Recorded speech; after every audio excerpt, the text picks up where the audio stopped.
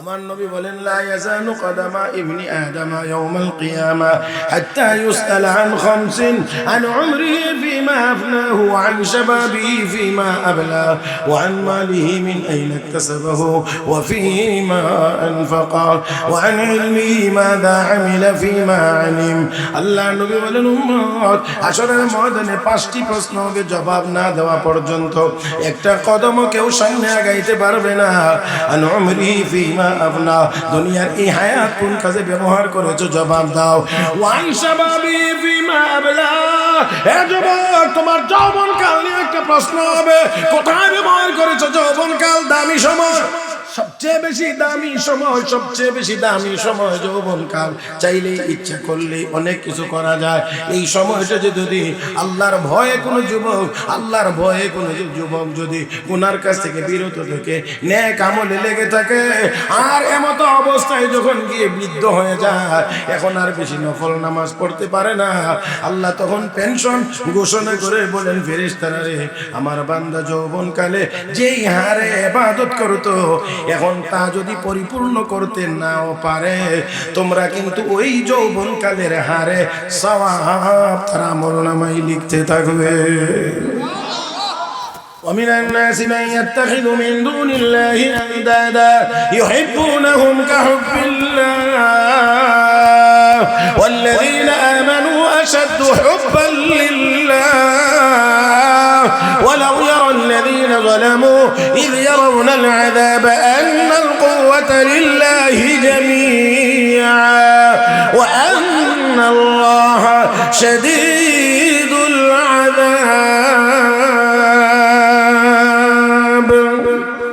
আরেকটু জোরে, আরেকটু জোরে।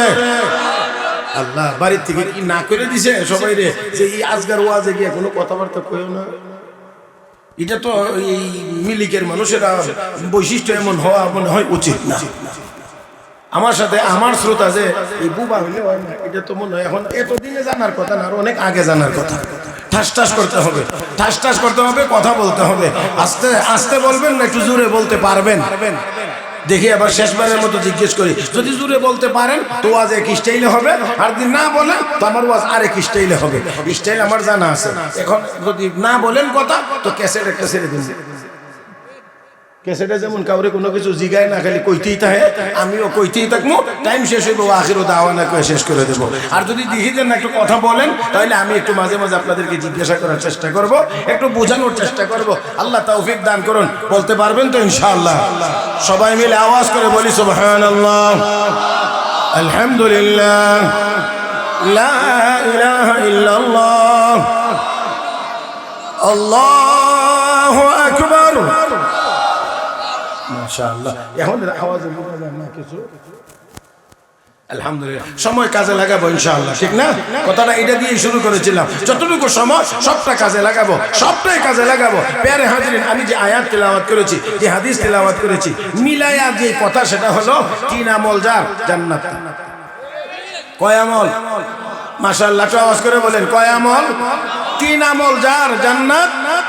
এক নাম্বার, সময় কিন্তু আমার একেবারে গণা, মিনিটগুলো গণা, এই জন্য কোনোভাবেই আমি এর অতিক্রম করতে পারবো না, আর এর ভিতরে সেকেন্ডটাও আমি নষ্ট হতে দেব না। তিন আমল যার জান্নাত তার। এক নাম্বার, হালাল খাইতে হবে। কি খাবো? ওই কোনারা কোন কি খাবো?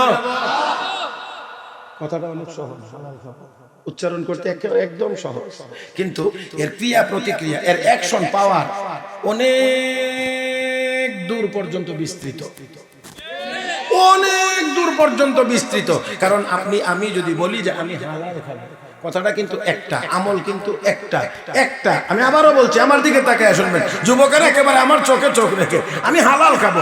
প্রত্যেকেই যদি বলি যে আমি হালাল খাবো, তাহলে আমার আপনার জীবন থেকে হাজারো হারাম বিদায় করতে হবে। কি বিদায় করতে হবে? একটা দুইটা না সব? একটা দুইটা না, সব। জীবনে আপনার জীবনের ভিতরে কোনো হারাম আর থাকতে পারে না। তাহলে আপনি সুদ খাইতে পারবেন না, ঘুষ খাইতে পারবেন না, চুরি করতে পারবেন না, ডাকাতি করতে পারবেন না, দুর্নীতি করতে পারবেন না, ওজনে বেশি আনতে পারবেন না, ওজনে কম দিতে পারবেন না, খাদ্যে ভেজাল করতে পারবেন না, দুধে পানি মিশাইতে পারবেন না, ভালোটা দেখায় মন্দটা ভিতরে ঢুকাইয়া দিতে পারবেন না। আমার বন্ধুরা, ক্ষেতের আইল ঠেলতে পারবেন না।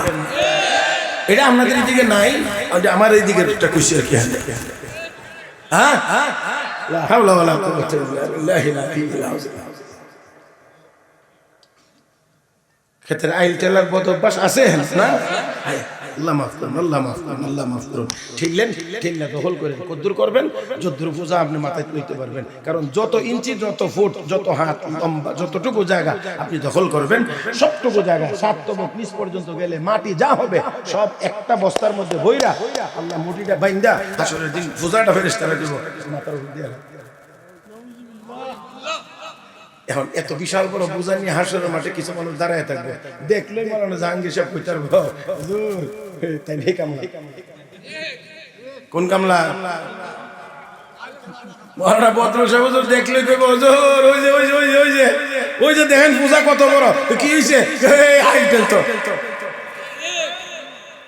ইউরাফুল মুজরিমুনা বিসীমাহুম, আলামত দেখি বোঝা যাবে তাই কোন অপরাধী। তো পূজা যতটুকু সহ্য করতে পারবেন, বহন করতে পারবেন, জায়গা অদ্দূর দখল করুন। আর যদি মনে হয় যে না পারবো না, তাহলে দখলের চিন্তাও করিয়েন।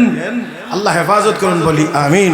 তো বলছিলাম কয় আমল যার জান্নাত তার, 3 আমল যার জান্নাত তার। 1 নাম্বার কি খাইতে হবে? এই জায়গাটা ঠিক করে নেই, সবাই মিলে পারবো ইনশাআল্লাহ, সবাই মিলে পারবো ইনশাআল্লাহ। কি খাবো?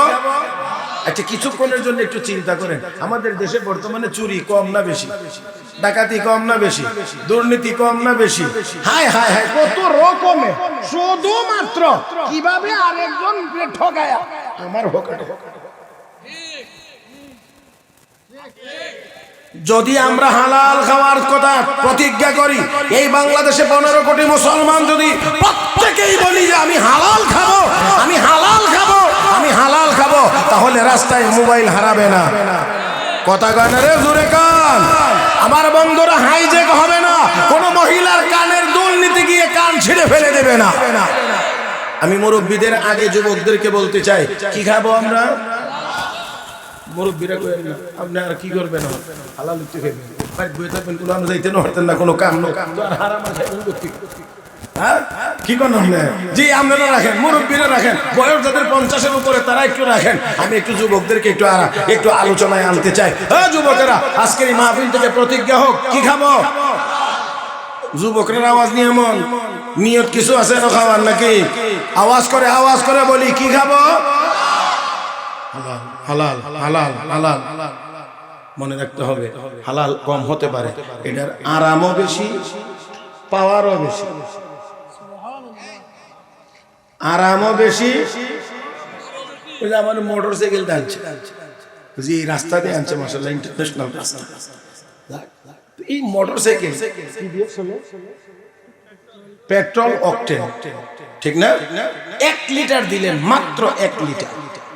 1 লিটার পেট্রোল বা অকটেন যদি দেন, গাড়িটা 30, 35, 40, কোনো গাড়ি কম বেশ আছে, আমি একটা আনুমানিক বলছি, 30, 35, 40 কিলোমিটার গতি পর্যন্ত, 40 কিলোমিটার পর্যন্ত এই গাড়িটা চলবে এবং অত্যন্ত শক্তিশালী পাবে, শক্তি নিয়ে চলবে। ঘন্টায় যদি মানে ফাঁকা রাস্তা হয়, ফ্রেশ রাস্তা হয়, তাহলে 70-80 কিলোমিটার গতিতে এই গাড়িটা চলবে। 1 কিলোমিটার 1 লিটার তেলে অন্তত 30-40 কিলোমিটার দূর পর্যন্ত আপনি যাইতে পারবেন। এবার বলেন, আপনি যদি এই 1 লিটারের সাথে 2 লিটার আরো মানে ডিজেল মিশায়া 3 লিটার দেন, আমি বুঝাইতে পারছি নাকি এখনো? 1 লিটার পেট্রোলের সাথে আরো 2 লিটার ডিজেল দিলেন কয় লিটার? 3 লিটার। এখন কেমন চলবে গাড়ি? যারা গাড়ি চালান তারা একটু বলেন, চলবে? আমার মনে হয় না স্টার্ট নেবে, যদিও নেয় বের করতে করতে এটা আর ফিকা। কারণ কি? আরে ভাই, আমার সাথে একটা জায়গাতে আসেন, এত বড় করে বললেন না, এটার খাদ্যে ভেজাল, খাদ্যে ভেজাল। এই জন্য যদি তোমার এই ইঞ্জিনে পিক আপ লয় না, বেশি তো দিছো, 3 লিটার দিছো, কিন্তু 40 কিলোমিটার যাওয়া তোমার নসিবে জুটবে না। ঠিক তেমনি ভাবে হালাল যদি 1 লোকমা হয়, তোমার ইবাদতের শক্তি এমন হবে ওই মোটরসাইকেলের মতো 40 কিলোমিটার দৌড়াইতে পারবা। আর যদি ওই 1 লোকমার সাথে আরো 3 লোকমা মিলাইয়া হারাম দিয়া 4 লোকমাও দাও, 1 রাকাত নামাজও তোমার নসিবে জুটবে না। আর মসজিদে গেলেও কোনো নামাজ পড়ার কোনো স্বাদ আর মজা তোমার জীবনে কোনোদিন পাইবা।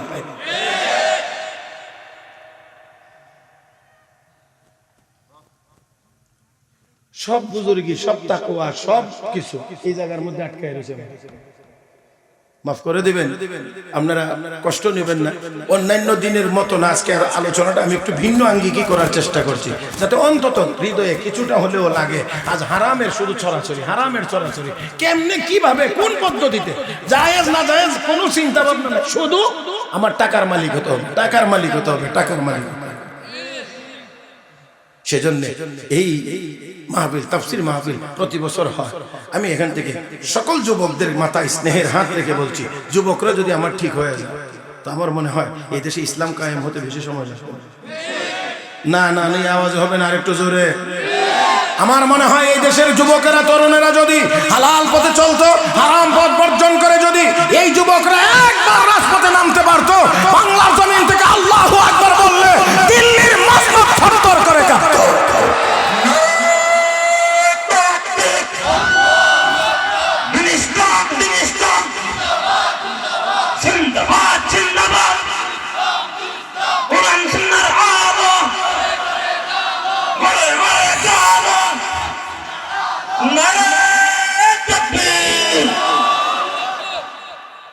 قال رسول الله صلى الله عليه وسلم من أكل طيبا, আমার নবী কো উম্মত রে যে হালাল খাবে, কি খাবে?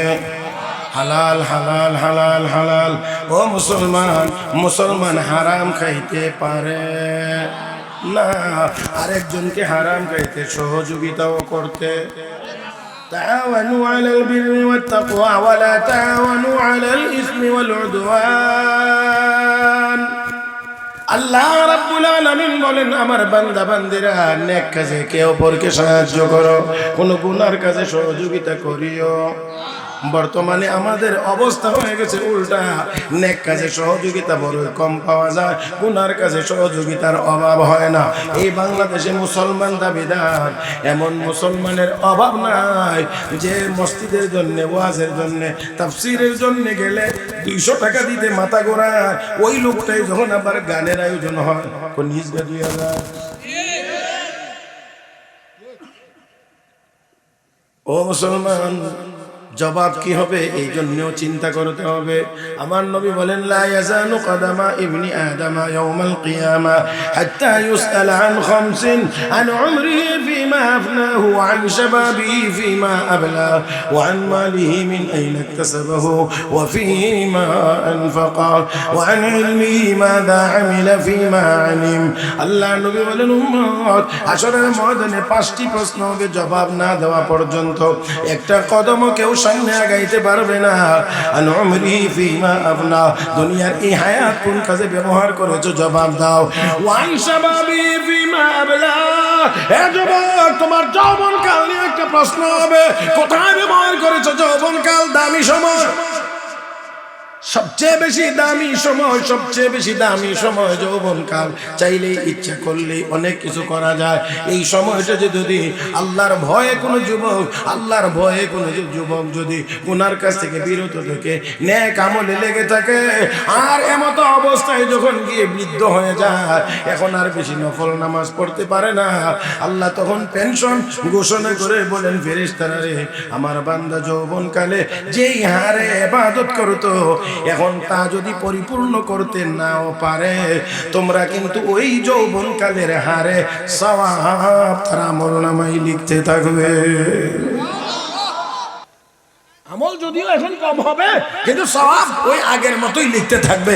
সওয়াবের মধ্যে যেন কোনো কমতি না আসে। আমার ভাইয়েরা, আমার বন্ধুরা, তাই আসুন আমরা একটু লক্ষ্য করব সামান্য। আল্লাহ নবী বলেছেন 3 আমল যার জান্নাত তার। 1 নাম্বার হলো যেই লোকটি হালাল খাবে, কি খাবে? হালাল হালাল হালাল হালাল। আমার ভাইরা, ইমাম আহমদ ইবনে হাম্বল রাহমাতুল্লাহি আলাইহি, ইমাম বুখারীর উস্তাদ, ইমাম বুখারীর উস্তাদ, ইমাম শাফি রাহমাতুল্লাহি আলাইহির ছাত্র, ইমাম শাফির ছাত্র, ইমাম বুখারীর উস্তাদ। আমার ভাইরা, ইমাম শাফি রাহমাতুল্লাহি আলাইহি উস্তাদ যেমন, ছাত্র তেমন। আল্লাহ, আগে একটা সময় ছিল উস্তাদ কেমন এটা মাপা হইতো, ছাত্র কেমন তা দিয়ে। প্রথম নাম্বার জিজ্ঞাসা, উনি লেখাপড়া কার কাছে করছে? অমুক সাবর কাছে। আর উনার ছাত্র কে কে? কই যে অমুক মাদ্রাসার যে সেগুলা দিশাব তাইনের ছাত্র। আল্লাহ, তার মানে ছাত্রও বড়, উস্তাদও বড়, তার মানে তাই ন মাপাই হয়তো এমন করে কার কাছ থেকে এলেন শিখছে। আর আমরা এখন কার কাছ থেকে শিখি এটা অবস্থা হবে। হ্যাঁ মাশাআল্লাহ, পরিষ্কার। হ্যাঁ বাংলা সেগুলা কথা একদম ক্লিন। দেখ তুই কথা কই হইছ, বুখারী শরীফ হইছে। ওই বেটা 5টা কিতাবের মাঝখানে বুখারী শরীফ রাখলে খুঁজে বের করে আনতে পারবে এটা বুখারী শরীফ। হ্যাঁ বাংলা অনুবাদ করে হে মনে মনে ভাব বিষয়গুলো দিছে। আল্লাহ আমাদেরকে হেফাজত করুন, জোরে বলি আমিন। বুজুর্গদের ইতিহাস তালাশ করে দেখেন, অনেক কিতাব পড়বার আগে উস্তাদের অনুমতি নেওয়া লাগতো। আমি কি এই কিতাবটা পড়তে পারবো কিনা, এই কিতাবটা পড়তে পারবো কিনা, ওই কিতাবটা আমি পড়তে পারবো কিনা। এমনই যদি হইতো তাহলে আর এত করে ক্লাস করে করে 1 ক্লাস 2 ক্লাস 3 ক্লাস 4 ক্লাস করে করে 12 নম্বর ক্লাসে গিয়ে বুখারী শরীফ পড়াইতো না। আর আগে কিতাব এটা পড়াইয়া বাড়ি পড়াইয়া দিত। ওরা 12 বছর বসে গিয়া তারপরে বুখারী শরীফ লইয়াও হুজুরে কি কইয়া নই বুঝছেন। আমি আপনারা বুঝাইতে পারছি না। 12 বছর ক্লাস গইনা গিয়েও বুখারী শরীফ লইয়া বইছে, হুজুরে যে কি কয় খালি ছায়া রইছি। হুজুরের জবান দিয়ে কি বাইরে। আর ইমাম বুখারী বা বুখারী শরীফ কেমন করে লেখছেন ঠিক করে বুঝি না। আর এখন মাশাআল্লাহ হে ক্লাস 5 এ পড়ে, 6 এ পড়ে, এ আমরা সামনে এক হুজুর বুখারী শরীফের হাদিসে আছে। তখন শুনলে মনে হয় মাশাআল্লাহ মাশাআল্লাহ অনেক যোগ্য। আল্লাহ তুমি আমাদেরকে হেফাজত করো, জোরে বলি আমিন। আর জোরে তো বলছিলাম প্যারে হাজিরিন, ইমাম আহমদ ইবনে হাম্বল রাহমাতুল্লাহি আলাইহি ইমাম শাফির ছাত্র। আমার উস্তাদ মুহতারাম বলেছেন ইমাম শাফি 7 দিনে কোরআনের হাফেজ হয়েছে। তারপরেও ও যুবকেরা আমার দিকে একটু ছায়ো, তারপরেও উনি ওনার উস্তাদের কাছে গিয়ে বলছেন, হুজুর আমার মুখস্থ শক্তিটা বেশি ভালো না। তারপরেও মুখস্থ শক্তি ভালো না। তো উস্তাদ জবাব দিছেন, গুনাহ ছেড়ে দাও। আরে আপনারা মনে আজকের ওয়াজ কেমনে মূল্যায়ন করবেন জানি না আমি। এত দ্রুত হাফেজে কোরআন হওয়ার পরে উস্তাদরে গিয়ে কয় আমার মুখস্থ শক্তি ভালো না, আর উস্তাদে কয় তাহলে গুনাহ ছেড়ে দাও। আর আমরা প্রতিদিন শুধু মোবাইলের আমলের মাধ্যমে কি পরিমাণ গুনাহ করতেছি। ও যুবক ভাইরা, নিজেকে নিজে, আমি কাউকে বলছি না, নির্দিষ্ট করে কাউকে বলছি না, সবাইকে মিলাইয়া বলছি। একদিনের ভিতরে শুধু মোবাইলের দিকে যতক্ষণ তাকাইয়া থাকি, বহু যুবক আছি সারা জীবনেও এতটুকু সময় কোরআনের দিকে তাকাইয়া থাকি। কিছুক্ষণের জন্য একটু ভাবো তো, আল্লাহর সামনে দাঁড়াইলে জবাব কি হবে? মরতে যে হবে এর মধ্যে তো কোনো সন্দেহ নেই। একটু সামান্য সময়ের জন্য চোখটা বন্ধ করো আর মনে মনে ভাবো যে আমি হাসরের মাঠে আছি, আল্লাহ আমাকে এখন জিজ্ঞেস করলেন কি জবাব। এটা তো আমার কথা না, এরকম চিন্তা করার কথা কি? এটা আমার কথা না, নবীর কথা। হাসিবু কাবলা আন তুহাসাবু, তোমার কাছ থেকে হিসাব নেওয়ার আগে তুমি তোমার নিজের কাছ থেকে হিসাব নাও যে আমি এখন যদি মরি আর আল্লাহর আদালতে দাঁড়াই। এতটুকু চিন্তা যদি আমাদের মধ্যে চলে আসতো আর এতটুকু ফিকির যদি আমরা করতে পারতাম, তাহলে মনে হয় আমরা আরেকটু ভালো পথে চলতে পারতাম। আল্লাহ সবাইকে তৌফিক দান করো, আল্লাহ তুমি সবাইকে তৌফিক দান করো। আল্লাহ যুবকদেরকে তুমি হযরত খালিদ বিন ওয়ালিদের মতো কবুল করে নাও। ইমাম আহমদ ইবনে হাম্বল রাহমাতুল্লাহি আলাইহি সেই ব্যক্তি ইমাম শাফিঈর ছাত্র, লক্ষ লক্ষ হাদিস যার মুখস্থ। সেই আহমদ ইবনে হাম্বলের ছাত্র ইমাম বুখারী 6 লাখ হাদিস মুখস্থ, আর সেই 6 লাখ হাদিস থেকে বাছাই করে তিনি বুখারী শরীফ লিখেছেন।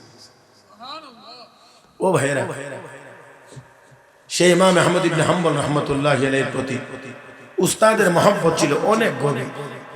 ইমাম শাফি শেষ পর্যন্ত মিশরে অবস্থান করছিলেন, ইমাম আহমদ ইবনে হাম্বল হেজাজে ছিলেন, আরবেই ছিলেন। একটি পর্যায়ে অনেক দিন হয়ে গেল দেখা সাক্ষাৎ নেই। এই জন্য ইমাম শাফি উস্তাদ হয়ে ছাত্রের কাছে চিঠি লিখলেন, ও আহমদ, অনেক দিন হয়ে গেল দেখা সাক্ষাৎ, দেখতে খুব মন চায় তোমার। আল্লাহু আকবার, আল্লাহু আকবার। আর মনেই বা চাইবে না কেন? একটু খেয়াল করবেন, মনেই বা চাইবে না কেন? এই ইমাম আহমদ ইবনে হাম্বল তো ওই ছাত্রের না যেই ছাত্রের বরকতে উস্তাদের জন্য স্বপ্ন জগতে রাহমাতুল লিল আলামিনের দিদার নসিব হয়েছে।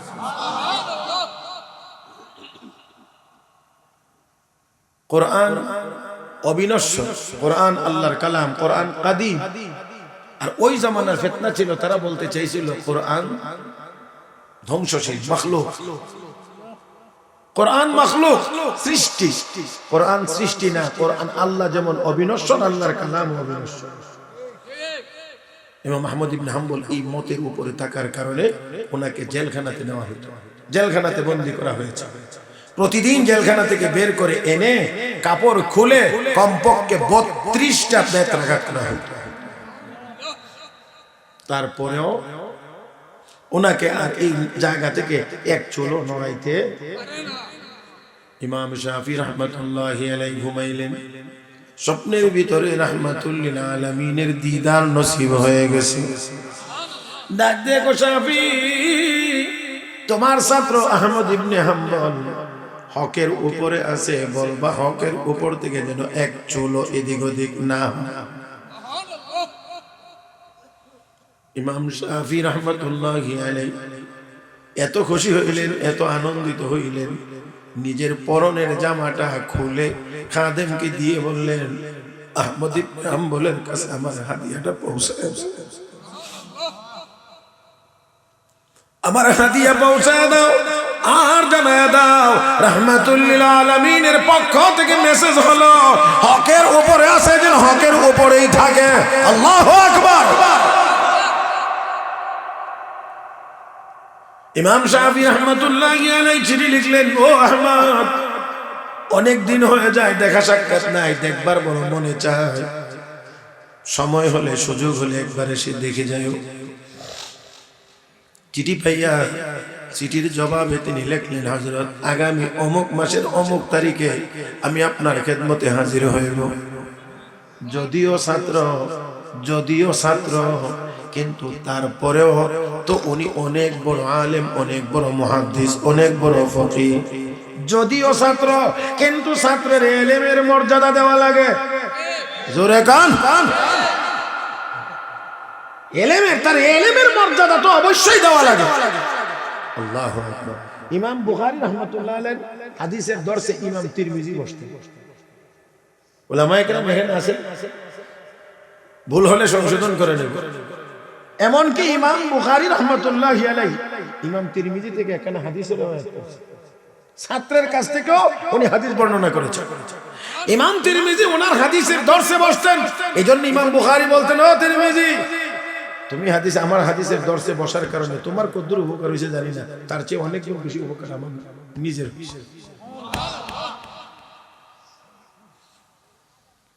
আল্লাহু আকবার।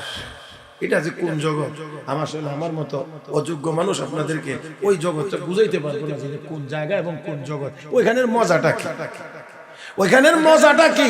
হ্যাঁ, একটু সামান্য চিন্তা করেন, ইমাম বুখারী রাহমাতুল্লাহ আলাইহি প্রায় মাস খানেক সময় বা এরকম কাছাকাছি সময় হেঁটে এক মুহাদ্দিসের কাছ থেকে হাদিস সংগ্রহ করার জন্য গেছে, হাদিস সংগ্রহ করার জন্য। তো গেলেন, গিয়ে শুনলেন মুহাদ্দিস জঙ্গলে, তো গেছেন ওইখানে গেছেন, গিয়ে দেখেন, কেমনে দেখাইতে পারি আপনার, এই যে জামাটা উল্টায়া কোমর পর্যন্ত উঠায় বান দিয়ে রাখলে বোঝা যায় না, জায়গাটা একটু ফুলা ফুলা দেখা যায়, মনে হয় যেন কিছু এটা একেবারে আজকের নগদ আজকের মোতাবেক এইভাবে করে জামা উল্টাইয়া উনি একবার বান দিয়েছেন, বোঝা যায় যে এখানে কিছু লয়ে রাখছেন না। অনেক সময় তাল ভাড়া যায় না, অনেক সময় টাইয়া উঠাইতে চান্দা উঠে মনে হয় যেন কিছু এখানে আছে। উনি উনার ঘোড়াটা ছুটে গেছে, এই ঘোড়াটাকে ইশারাতে ডাক দিতেছে, ডাকতেছে। ইমাম বুখারী হাজির হয়ে বলতেছেন, আপনি কি করতেছেন? আমি যে এই জামা এইভাবে বাঁধা কি করতেছে? আমি ঘোড়াটাকে ডাকতে আসি। তো জামা এইভাবে বাঁধলেন কেন হযরত? জামা এইভাবে বাঁধছি, ঘোড়াটা দেখলে বুঝবে যে তার খাবার আছে এখানে, এই জন্য দৌড়াইয়া চলে আসবে। ইমাম বুখারী জিজ্ঞেস করেন, হযরত আসলে কি এখানে খানা আছে ঘোড়া? না, এটা ঘোড়া ধরবার কৌশল। সাথে সাথে এখানে দাঁড়ায়, হযরত আমার এই লম্বা সফরটাই বৃথা হয়ে গেল। আপনি একটা প্রাণীর সাথে এইভাবে ধোঁকাবাজি করছেন, কোনো খাবারের বস্তু আপনার কাছে নাই, আপনি তাকে এমন একটা ভাব দেখায়া আপনার কাছে ডেকে আনার চেষ্টা করছেন। তো আপনি যদি একটা চতুষ্পদ জানোয়ারের সাথে এমন ধোঁকাবাজি করতে পারেন, আল্লাহ মাফ করুন, রাসূলের হাদিস নিয়েও আপনার মধ্যে ধোঁকাবাজির অভ্যাস থাকতেও।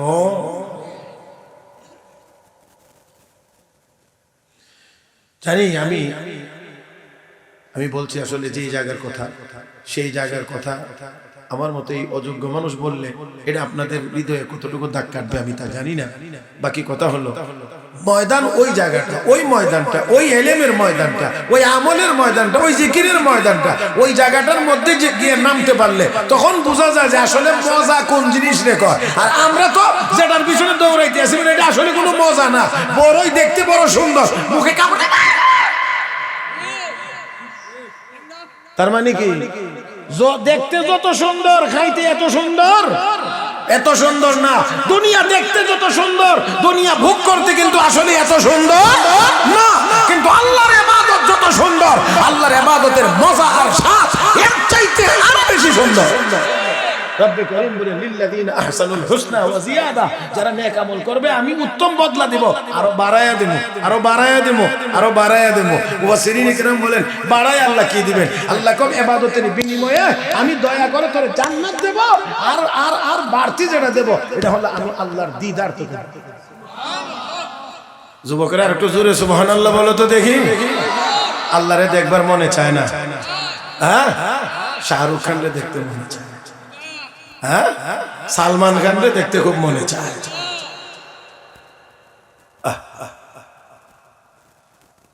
কষ্ট দিয়ে লাইতেছে মনে হয় না, একটু একটু কড়া হয়ে যাইতেছে ওয়াজ না? প্যারে হাজির, হ্যাঁ, ওয়াজ তো 33 বছর যাবত করি, মোটামুটি কতক্ষণ ওয়াজ করলে কয় মিনিট হইতে পারে মোটামুটি একটা আইডিয়া আছে। এর আগে তো আর ঘড়ি দেখছি না, এখনই দেখছি মোটামুটি কাছাকাছি আমার মেয়াদ আর 10 মিনিট আছে। এর আগে কিন্তু আর দেখছি, তো একটা আইডিয়া তো মোটামুটি হইছে।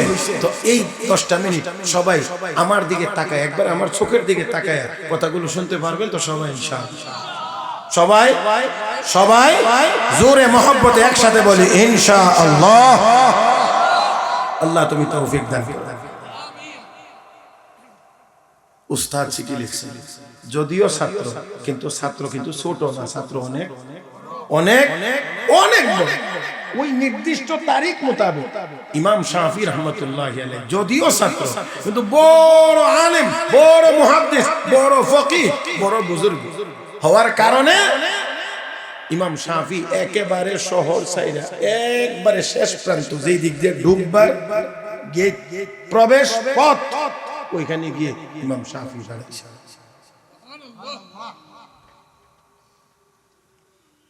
ইমাম আহমদ ইবনে হাম্বল রাহমাতুল্লাহি আলাইহি জামানায় কোনো মানুষকে যদি জিনে ধরতো আর ইমাম শাফি, ইমাম আহমদ ইবনে হাম্বলের কাছে গিয়ে বলা হইতো যে হযরত আমাদের মহল্লায় জিনে ধরছে, পায়ের থেকে জুতাটি খুলে দিয়ে বলতেন, যাও জুতাটি নিয়ে ধরো। জিনে ধরা রোগীর সামনে এইভাবে স্যান্ডেলটা, ওনার স্যান্ডেল গুলো দেখাইলে এই যে ছাইরা যাইতো, আর কোনোদিনই রোগীর কাছে কোনো জিন আসতো না। জিন্নাতে বলতো, আমরা আসমানে চলাফেরা করলে আকাশে আওয়াজ পাই, আহমদ ইবনে হাম্বলের কথার বাইরে গেলে আকাশে জ্বালিয়ে দেওয়া। প্যারে হাজির, সেই ইমাম আহমদ ইবনে হাম্বলের কথা ইমাম শাফি উস্তাদ হয়ে ছাত্রের কথা বাড়ির ভিতরে পরিবারের সদস্যদের সাথে ছেলে মেয়েদের সাথে বলতেন। ইমাম আহমদ এত বড় আলেম, এত বড় ফকি, এত বড় মুহাদ্দিস, এত বড় বুজুর্গ, এত বড় আল্লাহওয়ালা, এই আলোচনা করতেন। এত আলোচনা যাকে নিয়ে, সেই লোকটা আজকে ইমাম শাফির বাড়িতে আসবে। বাড়ির ভিতরের মানুষের মধ্যে তো একটা আনন্দ। বরুণার হুজুর আপনাদের বাড়িতে আসবে নাকি? বরুণার এক হুজুর তো আসছে না, মুফতি সাহেব হুজুর আসবেন। যদি এমন কারো বাড়িতে দাওয়াত থাকে যে একদিন উনি হুজুর আসবেন, কি মনে হয় আপনার? ওই বাড়ির মানুষের মধ্যে তো ইমাম আহমদ ইবনে হাম্বল আসবেন, বাড়ির ভিতরে সবার মধ্যে আনন্দ, সব কিছুতে একটা আলাদা ভাব। ইমাম শাফি রহমতুল্লাহি আলাইহি একেবারে শেষ প্রান্ত থেকে কি এগিয়ে আনছেন, ছাত্রকে স্বাগত জানাইছেন, একেবারে সোজা বাড়িতে নিয়ে আসলেন। ইমাম শাফি দাঁড়াইলেন, তো ইমাম শাফির ছাত্ররাও দাঁড়াইলেন, বাদশাহ দাঁড়াইলেন, তার মন্ত্রিসভার সদস্যবৃন্দ দাঁড়াইলেন, তিন বাহিনীর প্রধানগণ দাঁড়াইলেন। রাজকীয় মেহমান হয়ে ইমাম আহমদ ইবনে হাম্বল ইমাম শাফির বাড়িতে মেহমান হইলেন। আল্লাহু আকবার। আমার ভাইয়ের এটা ইলমের মর্যাদা। রব্বে কারীম বলেন, ইয়ারফাইল্লাহুল্লাযীনা আমানু মিনকুম ওয়াল্লাযীনা উতুল ইলমা দারাজাত। আল্লাহ যাদেরকে ঈমান দেন, ইলম দেন, তাদের মর্যাদা কম না বেশি? ইমাম আহমদ ইবনে হাম্বল রাহমাতুল্লাহি আলাইহি গেলেন। যাওয়ার পরে ইমাম শাফি মেহমানদারির জন্য সব ব্যবস্থা করে রাখলেন। আমার বন্ধুরা, ইমাম শাফি এমনিতেই বড় মেহমান নওয়াজ মানুষ ছিলেন, বেশি পরিমাণে মেহমানদারি করতেন। মেহমানদারির জন্য সব আয়োজন সম্পন্ন। ইমাম আহমদ ইবনে হাম্বল গিয়ে বসলেন, সামনে সব খানা পরিবেশন করা হয়েছে। যেই মাত্র দেখলেন খানা, আর দেরি নেই, অত্যন্ত দ্রুত গতিতে সব খেয়ে ফেললেন। মেহমান হইলে সব খাওয়া, দ্রুত গতিতে খাওয়া, এটা খেলাফে উত্তম, উত্তমের উল্টা। খাওয়া নিয়ম হইল কিছু রাইখা খাইতে, একটু ধীরে সুস্থিরে খাইতে, যাতে মেহমান বুঝে খাওয়ার পরেও যে না, মেজবান যেন বুঝে যে খাওয়ার পরেও মেহমান তৃপ্তি সহকারে খাইছে, আরো কিছু রইছে, যাতে করে তার মানসিক কোনো কষ্ট না হয়। এখন যা পাইছে খাইছে তো খাইছে, এত দ্রুত গতিতে, একদম মনে হয় যেন 5-6 মাস ধরে। বাড়িতে বড় কোনো মেহমান গেলে বাড়ির মহিলাদের আবার কিন্তু একটু বুঝছেন না, এরকম। আর বিশেষ করে ছোট ছোট যারা, তাই বিশেষ করে মেয়েরা তো আগের থেকে পর্দা নিছেন, সামনে তো আসবেন না, তারপরেও ওই যে একটু উকি দিছে, দেখে এত দ্রুত গতিতে এত বড় বুজুর্গ, এত বড় আলেম, আব্বা এতদিন শোনাইলে, আর এখন দিয়ে বুজুর্গে খুব দ্রুত গতিতে কেমন দেখা যায় না? একটু দৃষ্টিকটু। আর যা দিছেন সব খাওয়া দাওয়া শেষ, ঘড়ি বাড়ি নিয়ে যা। মেয়েরা কো, আব্বা এতদিন কার বুজুর্গের কথা শুনাইলেন? যে লোকটার খানা খাওয়ার তরিকা ঠিক নাই, ব্যাটারি বোটারি কিচ্ছু ধরেন না, খালি যাদের হাতে লাইট আছে উপরে মারেন, সোজা উপরে, একদম উপরে কাপড়ে মারেন, কাপড়ে। ওই যে বাস, এই সময়টা একেবারেই নষ্ট করা যাবে না, এই পরিবেশটাও নষ্ট করা যাবে না। একদম আমার দিক তাকায় থাকেন, এতক্ষণ দেখছেন, এখন একটু কম দেখলেও হবে, শুধু কথাগুলো শুনুন। ইমাম আহমদ ইবনে হাম্বল রাহমাতুল্লাহি আলাইহি এমন দ্রুত খাইলেন, সব খেয়ে ফেললেন। মেয়েরা জিজ্ঞেস করে, আপা যার খানা খাওয়ার তরিকা ঠিক নাই, এই লোক আবার কেমন করে এত বড় আল্লাহর ওলি হয়? আর আমাদের দেশে কাপড় খুলে ল্যাংটা হয়ে হাঁটলে নাকি বড় ওলি হয়। কত বড় বুকার স্বর্গে আমরা বসবাস করতে আছি। মূর্খতা আমাদেরকে কোথায় নিয়ে গেছে চিন্তা করেন। উনি খানা খাইছেন, খাইতে গিয়ে একটু দ্রুত খাইছেন, এতে করেই বাবাকে প্রশ্ন, যেই লোকের খানা খাওয়ার তরিকা ঠিক নেই, এই লোক আবার কেমন করে আল্লাহর ওলি হয়? খাইলেন দ্রুত, খেয়ে ফেললেন সব। মাগো আমি তো মেজবান, সে তো আমার বাড়ির মেহমান। সবকিছুর পরেও আমার যদিও দেখতে খারাপ লেগেছে, কিন্তু মেজবান হয়ে আমি তো মেহমানকে খানা খাইতে নিষেধ করতে পারি না। তাতে তো বোঝা যায় আমি একজন বখিল। এই কারণে আমি কিছুই বলতে পারলাম না, কিন্তু আমারও দেখতে খারাপ লেগেছে। আপাতত এতটুকুই, কথা শেষ। দুজনই এশার নামাজের জন্য চলে গেলেন মসজিদে। ইমাম শাফি রহমাতুল্লাহি আলাইহির মেয়েরা সুন্দর করে রুম গুছাইয়া রাখলেন, যাবতীয় সব আয়োজন সম্পন্ন।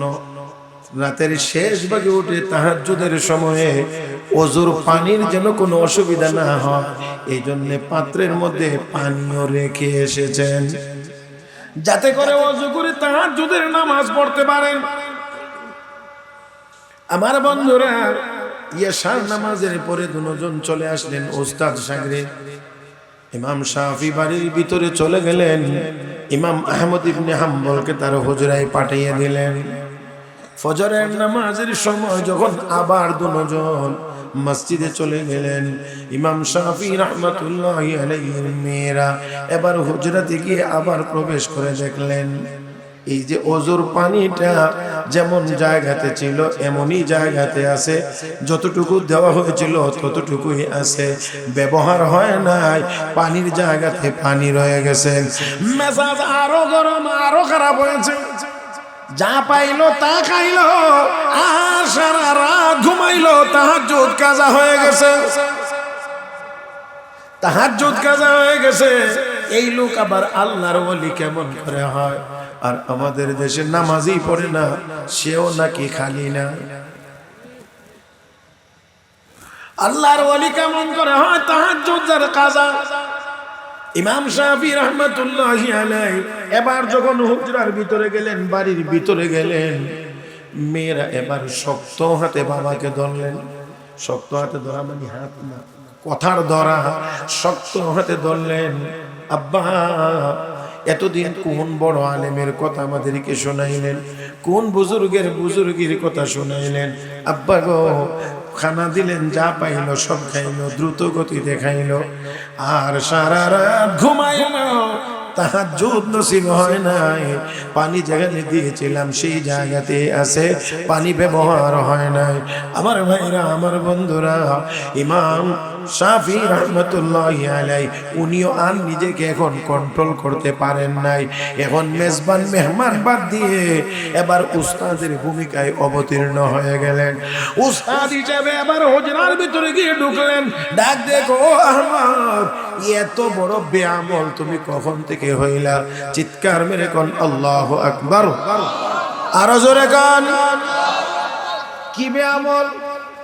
খানা একটু দ্রুত খাইছে, সব খেয়ে লাইছে, তাহাজ্জুদ পড়ছে না, বেআমল। আর আমরা ফরজ নামাজে, তারপরেও কই ইমান শক্ত আছে। আমার ইমান শক্ত আছে। শরৎ আলীর বাপ মসজিদে গিয়ে কি করছে? আমরা মসজিদে না গেলেও আমরা ইমান।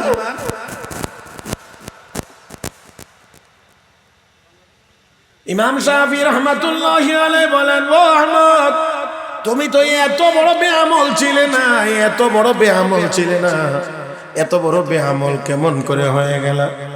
ইমাম আহমদ ইবনে হাম্বল একটু চমকায় উঠলেন, ডাক দিয়ে বলেন, হযরত কি বেআমল, কোন ধরনের বেআমলি আমার দ্বারা প্রকাশ পেয়েছে? আহমদ আমার বাড়িতে আসলো, দস্তরখানায় খানা পরিবেশন করলাম, যা দেওয়া হইল অত্যন্ত দ্রুত গতিতে খেয়ে ফেললাম। মনে হয় যেন তুমি কতদিনের ক্ষুধার্ত। আর যা দেওয়া হইল সব খেয়ে শেষ করে ফেললাম। আর সারা রাত তাহাজ্জুদ কাজা হয়ে গেছে, সারা রাত শুধু ঘুমাইলা। ওযুর পানি জায়গাতেই রয়ে গেছে। ইমাম আহমদ ইবনে হাম্বল রাহমাতুল্লাহি আলাইহি এবার ডাক দিয়ে, হযরত না না না, আসলে ব্যাপারটা এমন না, ব্যাপারটা হলো একটু ভিন্ন রকম। বলে কি? হযরত আমি যখন আপনার ঘরে মেহমান হয়ে আসলাম, দস্তরখান দিলেন, সামনে খানা পরিবেশন করলেন, আমি ওই খানার দিকে তাকিয়ে দেখতে পাই আল্লাহর পক্ষ থেকে বৃষ্টির মতো করে এই খানার উপরে নূর নাজিল হইতে আছে। আমি দেখতে পাই নূর নাজিল হইতেছে বৃষ্টির মতো। চিন্তা করে দেখলাম এত নুরানি খানা খাইতে লেট করা যায় না, আস্তে আস্তেও খাওয়া যায় না, আর এত নুরানি খানা ফেরত দেওয়া যায় না। পেটে যত ঢুকানো যায় ততই লাভ, ততই লাভ, ততই লাভ। এত হালাল খানা আমি আমার জীবনে কোনোদিন দেখি নাই। এই জন্য চিন্তা করলাম এমন নুরানি খানা পেটে গেলেই লাভ, ফিরত গেলে কোনো লাভ নাই। এজন্য যা দেওয়া হয়েছে আমি সব খেয়ে ফেললাম, এবং এই খানাটা যেহেতু বেশি পরিমাণে এই জন্যে একটু দ্রুত খাইলাম যাতে অল্প সময়ে আমি তা খেয়ে শেষ করতে পারি। হুজুর, আমি এই খানা খাওয়ার কারণে আমার মধ্যে দুই রকমের প্রতিক্রিয়া হয়েছে, আধ্যাত্মিক প্রতিক্রিয়া, শারীরিক প্রতিক্রিয়া। আমি যখন ইয়াশার নামাজ পড়ে এসে হুজরায় ঢুকলাম আর যখন হুজরায় আসলাম তখন আমি অনুভব করতে লাগলাম আমার কলবের ভিতরে আপনার বাড়ির ওই হালাল খানার বরকতে মহান আল্লাহ এলেমের ঝর্ণা চালু করে দিয়েছে। এই জন্য দেরি করলাম না, কাগজ কলম নিয়ে বসে গেলাম। আজকে আল্লাহর কোরআনের উপরে গবেষণা করে আজকের রাত্রিতে আমি 100 মাসআলা আবিষ্কার করেছি। হুজুর, আপনার বাড়ির এই হালাল খানার বরকতে আমার শারীরিক প্রতিক্রিয়া হলো সারা রাতের ভিতরে আমার ওযু ভাঙার কোনো কারণ দেখা দেয় নাই। এই জন্য নতুন করে পানি ব্যবহার করে ওযুরও দরকার হয় নাই। এশার নামাজের ওযু দিয়ে আমি ফজর পর্যন্ত আল্লাহর ইবাদত করেছি। চোষে কামরা পাকে দাড়ি আজ হারাম, চোষে কামরা পাকে দাড়ি আজ হারাম, মর্দ ঈমানদার বাশি ওয়াসসালাম, মর্দ ঈমানদার বাশি ওয়াসসালাম। পেটটাকে যদি হারাম থেকে মুক্ত রাখতে পারো তাহলে নিজেকে ঈমানদার মনে করতে পারো। তাহলে আসুন স্মরণ করে দিই আবারও 3 আমল যার জান্নাত। বলেন দেখি কয় আমল? 3 আমল যার জান্নাত তার। 1 নাম্বার হলো কি খাইতে হবে? জোরে। 2 নাম্বার ওয়ামিলা বিসুন্নাহ, সুন্নাত মোতাবেক আমল হওয়া লাগবে, সুন্নাত মোতাবেক। আমার বন্ধুরা, মন গড়া পদ্ধতিতে হলে হবে না, আমল হওয়া লাগবে নবীর সুন্নাত মোতাবেক। আমরা যেভাবে মনে চাই সেভাবে না, নবী যেভাবে বলছেন সেইভাবে সুন্নাত মোতাবেক যদি আমল হয়। ও বন্ধুরা, হালাল খাইলেন, সুন্নাত মোতাবেক আমল করলেন। আর 3 নাম্বার হলো ওয়ামিনান নাসু বাওয়াইকাহু, মানুষকে কষ্ট দেওয়া থেকে যদি বিরত থাকতে পারেন। কারো কেউ যেন আমার দ্বারা আপনার দ্বারা কষ্ট না পায়। আমার নবী বলেন আল মুসলিমু মান সালিমাল মুসলিমুনা মিন লিসানিহি ওয়া ইয়াদিহি, যেই মুসলমানের হাত এবং জবান থেকে অন্য মুসলমান নিরাপদ, ওই মুসলমানই প্রকৃত মুসলমান। আমার বন্ধুরা, তাহলে হালাল খাইতে হবে 1 নাম্বার, সুন্নাত মোতাবেক আমল করতে হবে, কাহাকেও কষ্ট দেওয়া যাবে কোনো দিক থেকেই না। হাত দিও না, মুখ দিও না, কাজের দিক থেকেও না। জোরে জোরে। কষ্ট দেওয়া যাবে না, কষ্ট দেওয়া যাবে না, কষ্ট দেওয়া যাবে না। আমার ভাইরা, রাসূল বলছেন আরেকজন মুসলমান যদি নিরাপদ হয় তাহলেই তুমি প্রকৃত মুসলমান। তোমার দ্বারা যদি অন্য কেউ কথার দ্বারা কষ্ট পায়, হাতের দ্বারা কষ্ট পায়, কাজের দ্বারা কষ্ট পায়, তাহলে বুঝতে হবে তোমার ঈমানের মধ্যে ত্রুটি আছে। আল্লাহর নবী বলেন 3 আমল যার দাখালাল জান্নাহ, ওই লোকটা মরবে আল্লাহর জান্নাতের মেহমান হয়ে যাবে। কয় আমল? পারবো ইনশাআল্লাহ। কি খাবো? 1 নাম্বার হালাল খাবো, হালাল খাবো। আমার ভাইরা 2 নাম্বার সুন্নাত মোতাবেক আমল করব। 3 নাম্বার হলো কাউকে কষ্ট দেব, তাহলে অবশ্যই আমরাও জান্নাতি হতে পারবো। 15টাই শেষ করার কথা। এই ঘড়ি আবার দেখতে দেখতে 6 মিনিট বেশি এসেছে। কথা বুঝছেন না? আর 6 মিনিট অতিরিক্ত চলে গেছে। আবার তুমি এসে দোয়া, এতক্ষণ কি করলাম? এদের ভিতরে দোয়া নাই।